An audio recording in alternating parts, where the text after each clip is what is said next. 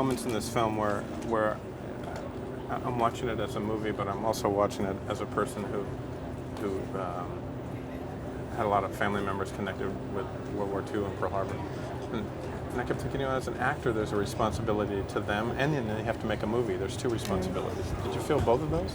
Yeah, very much. I think when you're, as an actor, obviously you're very used to that feeling of, you have to believe it's a true story, whether it is or it isn't, but it is very different when it is a true story. I think the fact that, the audience walks into the movie theatre having already bought the concept of the movie because they know it's true means that you do have to work doubly hard to earn that you got it for free.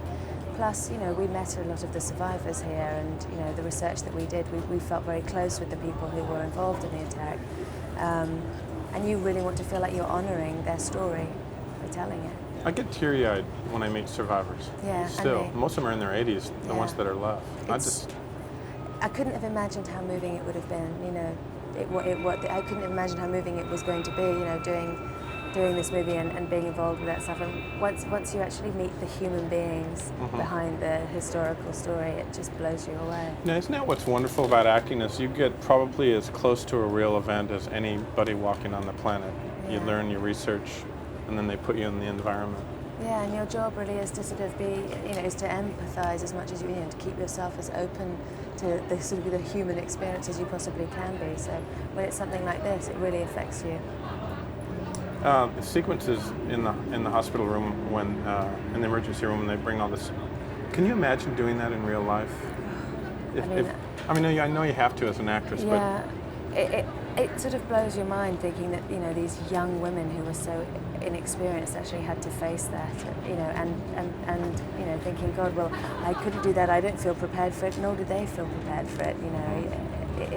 The element of surprise to this attack is so extraordinarily shocking. I think a lot of 18 to 22-year-olds grew up real fast.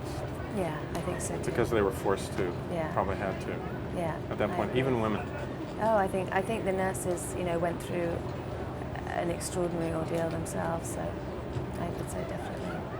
The Golden Bowl is a wonderful film. Oh, thank you very much. I know you've seen it. Yeah, I have. They make amazing films, those guys. They really do, don't they? They do, and they make unique films. I always know what I'm getting into when I go to their films. Then I see you in Cold Comfort Farm, which puts me on the floor laughing. Yeah. Then I see you in this, and I'm looking at a career that's doing a lot of different things. Is that by choice? Yeah, I love being an actress. I wouldn't want to do the same thing over and over again. It's interesting. I've just done a romantic comedy. The first thing I did after Pearl Harbor was a romantic comedy with John Cusack, and that was playing a Brit, which was a challenge. I hadn't done that for a little while. Gee, that's a stretch. Yeah, it was a little. It was weird. It's slightly peculiar. But yeah, it's fun to do as many different things as you possibly can. I think keep all your muscles flexed. And you taking that kid with you everywhere you go? Oh, yeah. Uh-huh. That's a nice luxury. That you can do that. I count my blessings every day that I have the sort of job that I can bring my child to work. My heart goes out to people who have to leave their kids at home. I don't think I could do it. Nice to see you.